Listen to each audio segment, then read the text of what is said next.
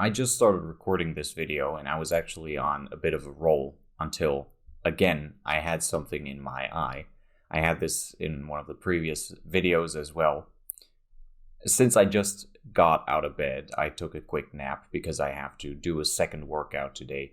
I hope you will forgive me for, maybe blinking a little weirdly, stuff like that. I just woke up.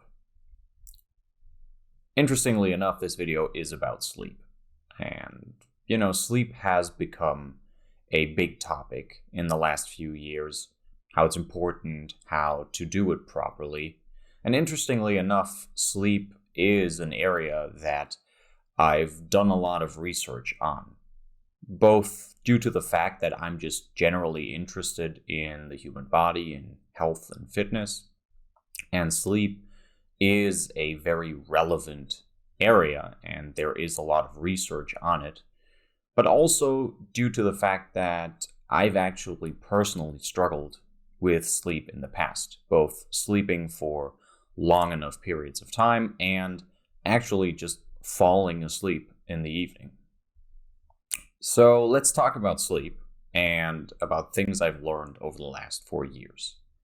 Now, while I was writing down notes for this video that I'm now recording, I realized that I have invested so much time into researching and also experimenting with things regarding sleep that it would be impossible to make this one coherent video, because I'm just rambling here like I do in all of these videos, and that would have been like 2 hours of me just talking, which, I can talk for an hour, but 2 hours is a little tough. So I decided to split this up into two videos. This week is going to be entirely on sleep. And this first video, which you're watching right now, is going to be dedicated to why you should sleep a certain way, why it's important, the reasons for this specific way, the recommendations I'm going to make being the recommendations they are. And then the second video, which is going to be a follow-up to this one, is going to be about how to sleep the way I'm going to recommend. How do you actually do this in practice? I've heard people say they only need 6 hours of sleep. A lot of people. In fact, this kind of mentality has become so commonplace in a lot of social circles that it is generally accepted that 6 to 8 hours is like a solid night's sleep for, the average adult working a job, if you will. This even goes to the extreme of people saying things like, sleeping for 8 hours makes me groggy. So they are even saying, I feel better on, 6, maybe 6.5, 7 hours at most of sleep. And in case you're wondering, this actually comes from someone who, when I was younger especially, slept very little and struggled quite a bit when it came to sleeping. As I said at the beginning of the video, falling asleep was quite tricky for me, especially during the times when I still had like a fixed bedtime. I would struggle to stick to that bedtime and actually go to sleep, and I would spend a lot of time reading, or I would stick to the bedtime, but I would wake up very, very early and then spend the time before school or whatever, again, reading. So it's not like I have no experience with this. It's not like I've had great sleep all my life, or I've always been someone who sleeps a lot. As someone who, has experience in this department, let me just say that all of the things I just mentioned about these people, these statements, these general feelings towards sleep, are cope. People who consistently sleep too little may get used to little sleep. Sure. And it doesn't subjectively feel bad because there's no reference to a healthy lifestyle. If you've been sleeping for about 6 hours for years, for decades maybe, if you're, say, in your 40s, how are you going to know what it feels like to consistently sleep enough? I'm not saying these people never sleep more than 6 hours, but if you generally sleep about 6 hours and then occasionally sleep like 10 hours and feel groggy afterwards, you still have no reference for what it feels like to be sleeping some 8-9 hours every night for like a month at least, consistently. That's like someone who always eats junk food and, says he feels fine. He has no comparison to a lifestyle where he would be eating healthy. And even if he has done that in the past, even if there has been a point in his life where this person was eating healthily on a regular basis, if it's long enough ago, you can't really compare it. There's no side by side. And even if you've gotten used to it and it doesn't subjectively feel bad, sleeping too little still has negative impacts on cognitive ability and can increase risk of dementia in the long run. So this is really a big one because sleep is essential for the brain. It allows it to process the impressions of the day, and that makes it incredibly important for memory. But forget that long run stuff, okay? Forget dementia. These are usually the types of people, the people who sleep for 6 hours, who like to be overly productive. But the fact is, not sleeping enough will negatively impact short and long-term memory immediately. So, during the day that precedes a night of too little sleep, your memory is already lower quality. You're already less capable of remembering things. It'll also impact focus and intelligence and creativity. It affects coordination, things like balance. So it might be trickier to do physical things that require some dexterity. You may also end up walking into things with like your shoulder more, stuff like that, dropping things on accident. And it causes mood swings because it destabilizes your emotions. All of these things are detrimental to productivity. Some can cause accidents, like being off balance, that can then have a big impact on your productivity for the day. And some just immediately, actively decrease the productivity of whatever you're doing, right? If you're less intelligent and less creative and less capable of focusing deeply, actually really zoning in on what you're doing, that's going to make you less productive. Having 2 hours more to do stuff a day, just 2 hours of doing more stuff in a day, but doing everything worse doesn't make sense. If you are interested in productivity, 2 hours more in a day at the cost of work quality, if you will, throughout the entire day, that's not a valid trade-off. Unless you're, working in storage in like a supermarket, where most of these things don't really matter. Especially since most people won't be more productive. And I think this is a big point. Most people just spend those 2 hours watching stuff, scrolling on their phone. the typical things you see people do in the evening when really they should be, maybe washing the dishes, then having a good read and going to sleep. Not saying I do this every evening. I do read every evening, but you get what I'm saying.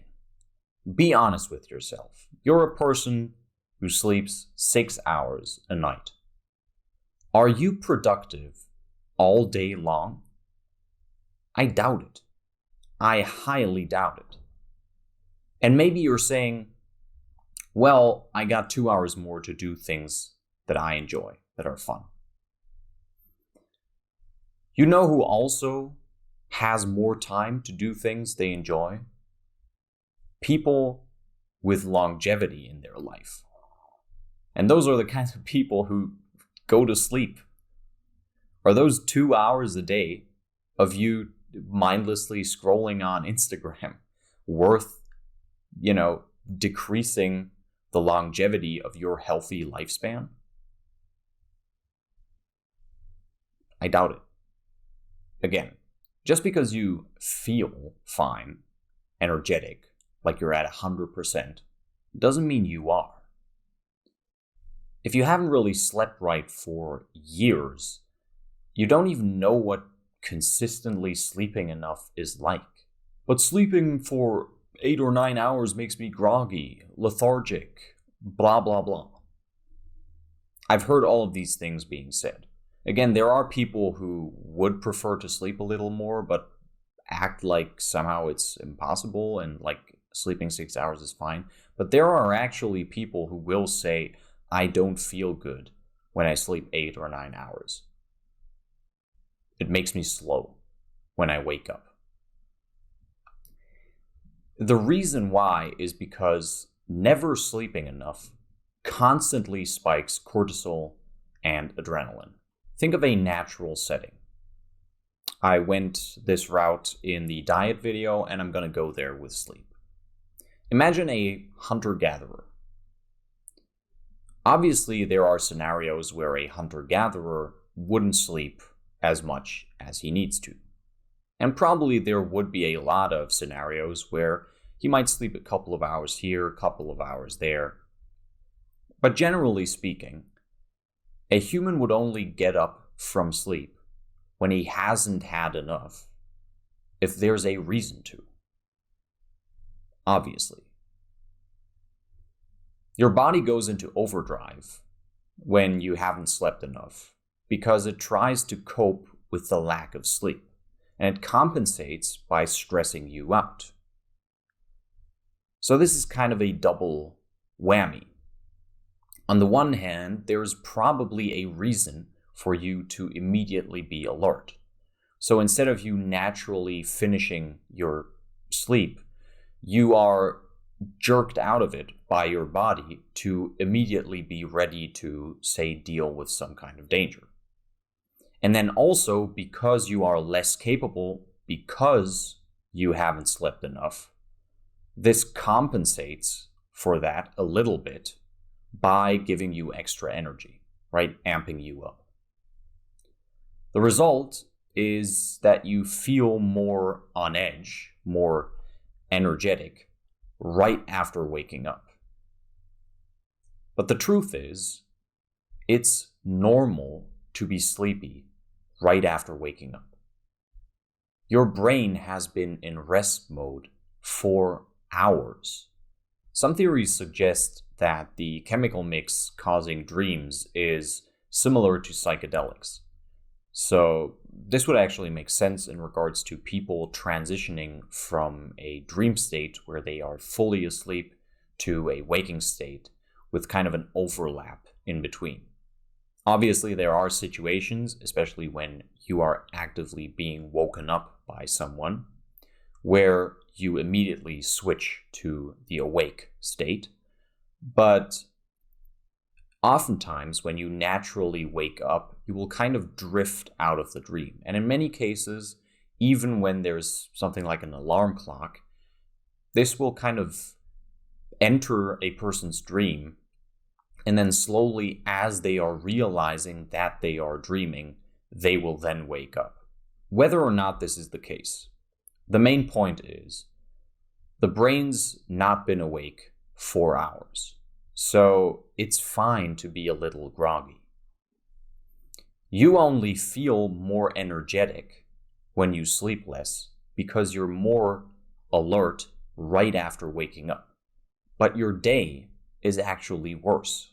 And obviously you have no comparison for this because you don't really connect the way you feel for the rest of the day to waking up. Whereas you do associate the state you are in when you've just woken up with sleeping. Of course you do. Instead of releasing adrenaline by not sleeping enough, just do some exercise right after waking up. That'll release adrenaline. It'll get your heart rate up, get you in the mood to work. You'll be energetic, you'll be awake, but you still have the benefits of actually sleeping in a healthy way. Sleep deprivation isn't just tough on your brain though, and I think this is something that's not talked about enough. A lot of people speak about, the way sleep deprivation affects you on a conscious level, but it can also cause heart problems like palpitations, kidney issues, and, generally it lowers the quality, the capability of your immune system. So you're also more prone to getting diseases. Even if it's just catching a cold, people who don't sleep enough will have colds more often or have, kind of a creeping cold almost year round that just flares up when they sleep even less. Also, and this is, kind of an interesting one because a lot of people don't know about this, sleeping too little screws up your feeling of satisfaction when it comes to food. So the hormones responsible for making you feel satiated after eating enough are actually out of balance when you don't sleep enough.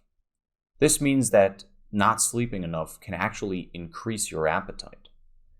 And not sleeping enough causes insulin deficiency. So, in addition to all the issues I already mentioned in regards to your immune system and certain organs, not sleeping enough can actually make you fat and diabetic.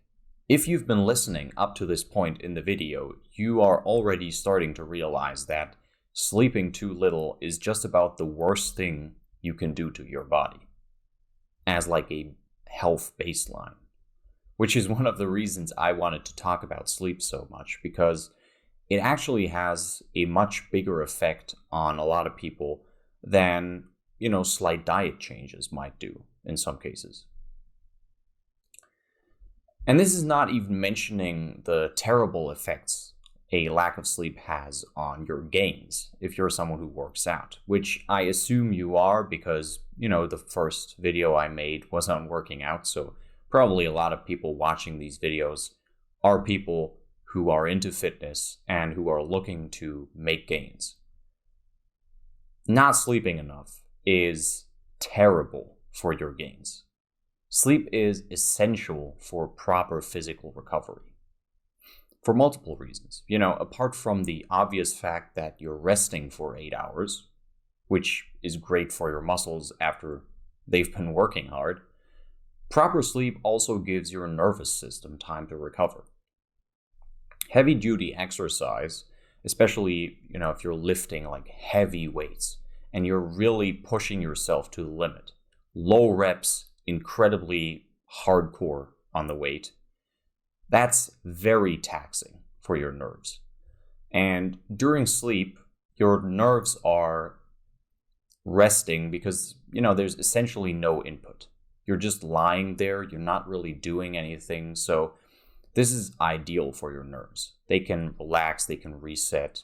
There are also other benefits you derive from sleeping properly when it comes to working out and recovering properly, but I think it's safe to say most people know that sleeping is very, very important for proper recovery, and it's a non-negotiable if you're serious about working out. I could list more issues caused by a lack of sleep, like skin problems, because a lack of sleep is actually very, very hard on your skin. And I think a lot of teenagers would have much less serious breakouts and would struggle much less with acne if they just slept properly.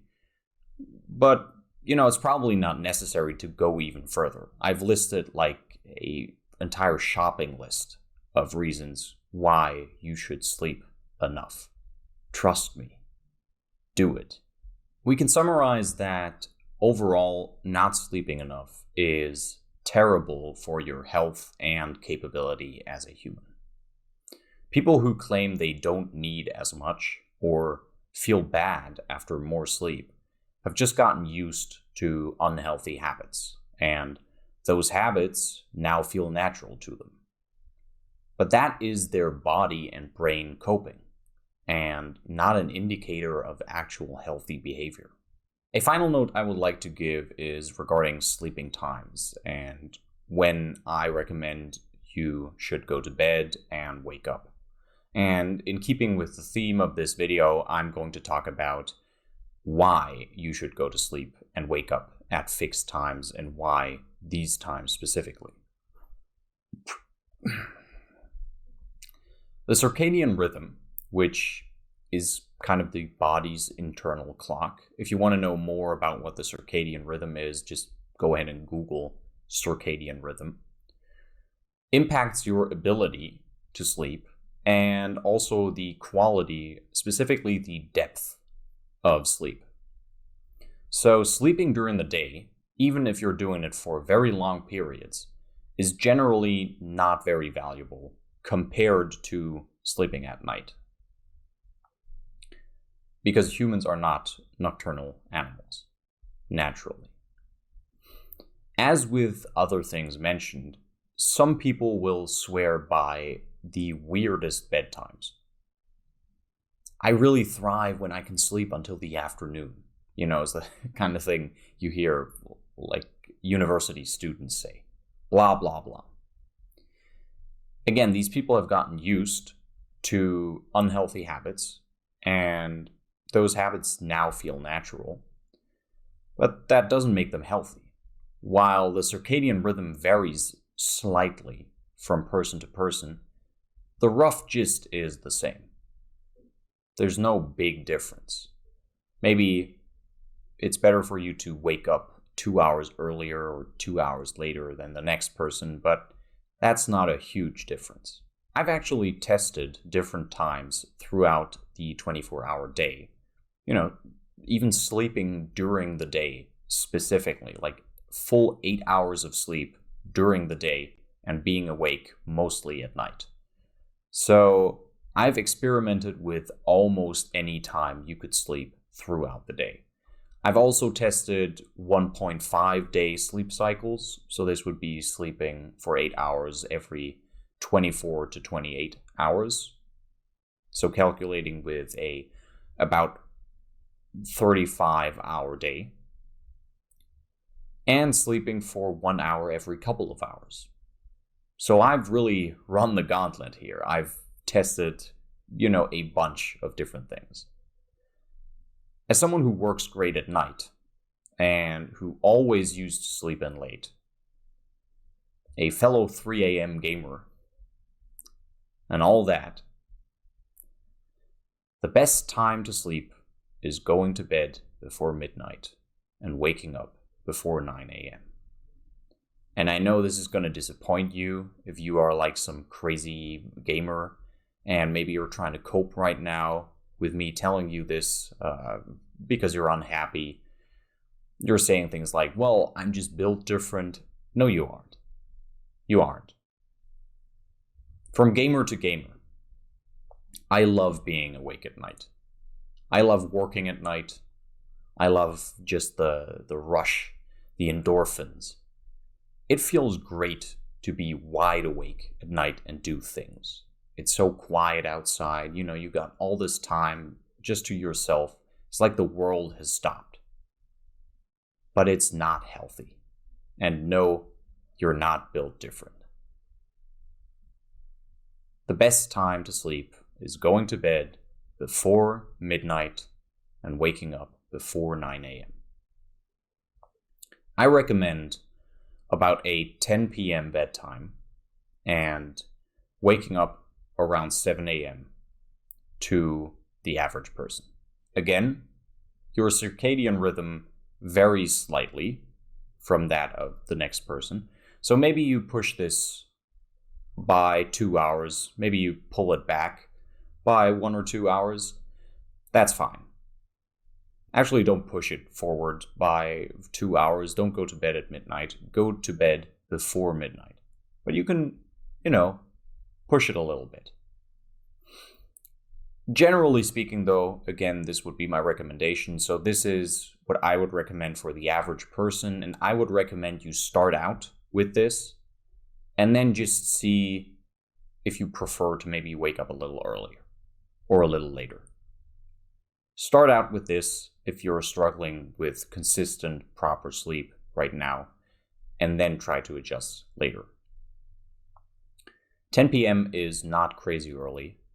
You've still got a full day and a decent chunk of the evening and the night. It's, a sizable amount, but it's also not too late. It's still, very clearly in the evening. 10 p.m. is not late at night. This is also a 9-hour period that I'm talking about. So this provides you with some leeway if your sleep maybe isn't great, you toss and turn a little, you wake up during the night, or maybe you read a little longer than usual until you fall asleep.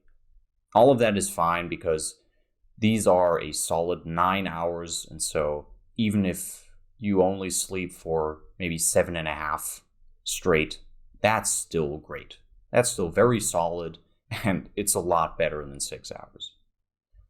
7 a.m. is also not crazy early when it comes to waking up. This is not by any means an inhumane time to wake up. But you still have the day ahead of you. I think waking up past 9 a.m. is terrible for your motivation because the day has already firmly begun. 7 a.m. is in the morning. That's going to be it for today's video. Again, I got to go hit another workout now, so I don't want to make this too long, and also my mouth has gotten incredibly dry, so I'm trying to finish this up right here. Again, in the next video, I'm going to go a little more in depth. I'm going to talk about how to sleep properly. I'm going to address specific problems, and also, again, going to talk about the bedtime and wake up time. That being said, if you enjoyed this video, if you felt like this was valuable to you, if you learned something, if you have gained in some way by watching this or listening to this, I would very much appreciate if you would leave a like, and if you have some questions regarding some of the things I talked about. Obviously, I'm going to talk about a lot of things in detail in the next video, but if there's something you want to know, if something in this video caused you to, have a specific question in mind, if you want to recommend a topic for me to talk about in the future, whatever it may be, go ahead and leave a comment. If you don't want to miss any future videos, if you want to see where this channel goes, where this journey of me sitting here in my robe and talking about things goes, go ahead and subscribe. And if you do, activate the notification bell, I guess. I've already said this many times. I don't really know why those are two separate things, what the notification bell is for, what the subscribe button is for. Just do it. Or don't. As I always say, whatever you do, the most important thing is you try to get your sleep. So do what I told you in this video. Go ahead and go to sleep and give your body that well-deserved rest.